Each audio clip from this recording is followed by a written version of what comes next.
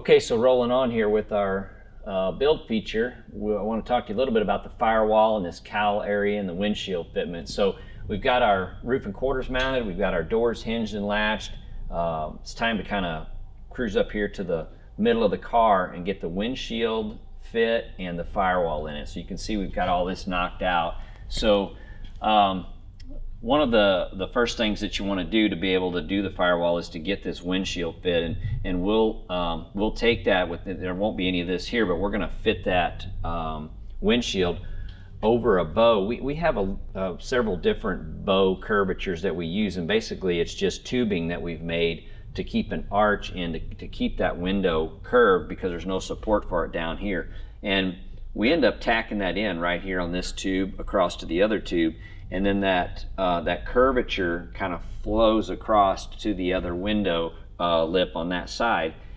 And they're just in there temporary to give us some support for that while we fit the three sides of the windshield in. And then once we do that, we have the raw windshield hanging over long here. We'll have our we'll fit our front end up on here and get our hood line marked where the back of the hood's going to be. Then we'll pull that off and make a nice line underneath there for the bottom edge of the windshield where we're going to cut that off. So then we'll pull that out and we'll cut that windshield off on that line. We'll just use some fine line tape or something to make that curve, and you can make a pattern and try it on both sides so you get it even, so that this half of the windshield and that half have the same line on the bottom.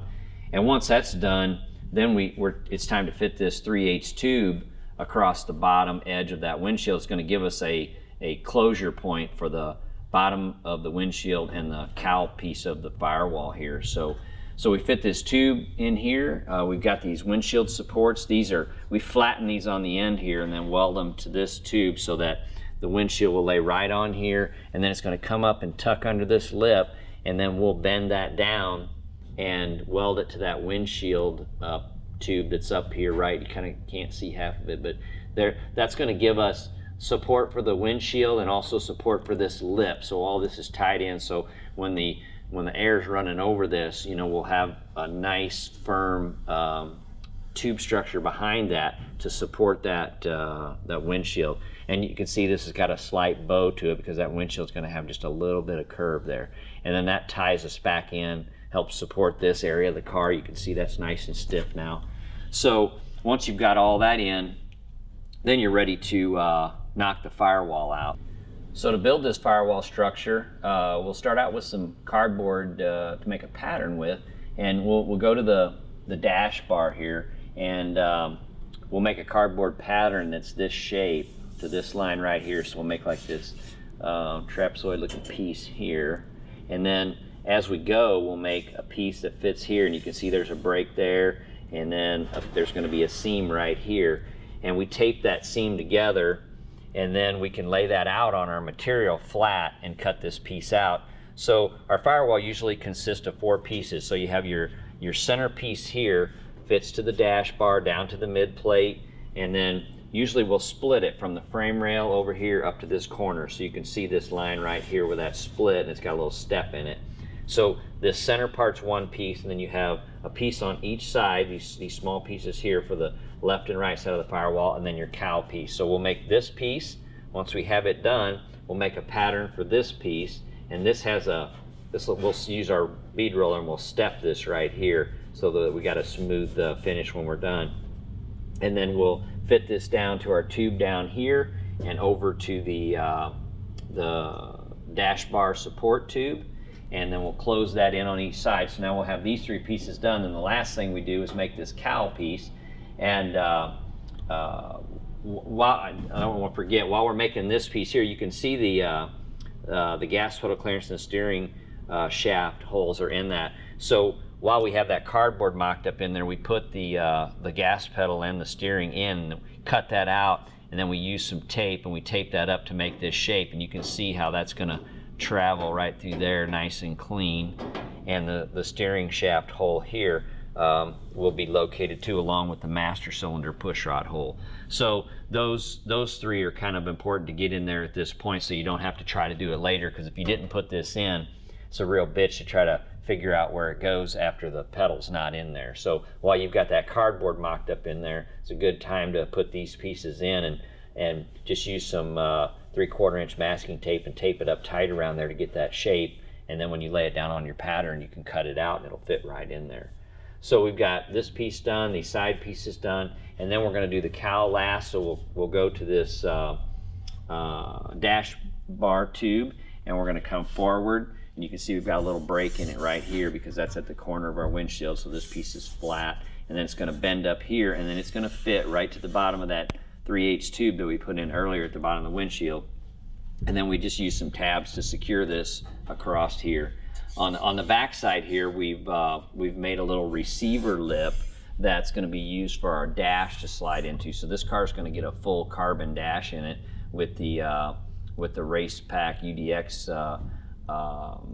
dash module in it. So that's going to slip into this lip here, and then there'll be a Zeus on each side. So I'll get into that a little later. But this is kind of a very standard structure for our Firewall, and it's very easy to do if you just kind of make a nice cardboard pattern, trust your pattern, use it to lay it out and bend it up. And we've added some bead rolls in here to stiffen it up a little bit. But that pretty much encapsulates the Firewall. So we're going to touch on the steering shaft and U-joints. So just want to give you a quick overview here. We've already went through a lot of the components on the chassis. The steering shafts, they need to be mounted with the least amount of angle change in the joints as possible to make the steering smooth as possible. But so this car is going to have 3 joints in it to get down from the steering wheel to the rack, and this is going to be a 632 car with a dry sump. So we've got to kick this shaft over close to the front motor plate tube as we can. So you can see we've got it mounted over here tight. And then we've also got this little steering support kit.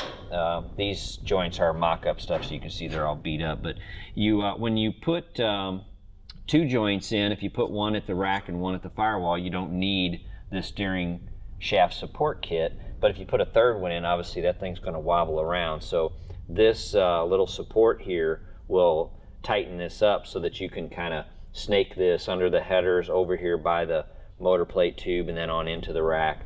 And these are nice apex type joints. And one of the things that's important to do, these are all going to bolt on when they're done. So the this 3/4 inch chromoly shaft it'll have a doubler inside there. So we want to take a piece of 5/8, and it's about 1.5 inches long, and then we'll like fusion weld it around the end to basically double that up, so that when we drill this, we have 2 wall thicknesses there to go through, and it just keeps the hole from opening up when you're steering over time. You know, you can get a little play in there. So with that sleeve inside there, that will really help keep that steering tight for long term.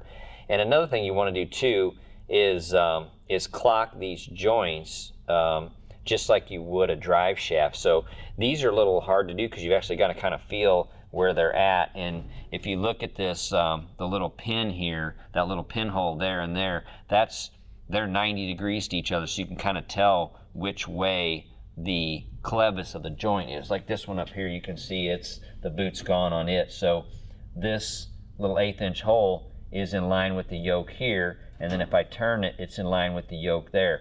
Well, we want all of our yokes to line up throughout the shaft from the steering column, or from the steering wheel down to the rack, so that you don't have one like this and one like that. And it really doesn't show up until there's a decent amount of angle in there, but when you keep those lined up, it really makes the steering nice and smooth. So just like a drive shaft, we would clock the yokes in line, we want to do the same thing here. We want to have this yoke and this yoke clocked, and then this one and that one clocked, so that we have a nice smooth feel to that wheel when we're turning it.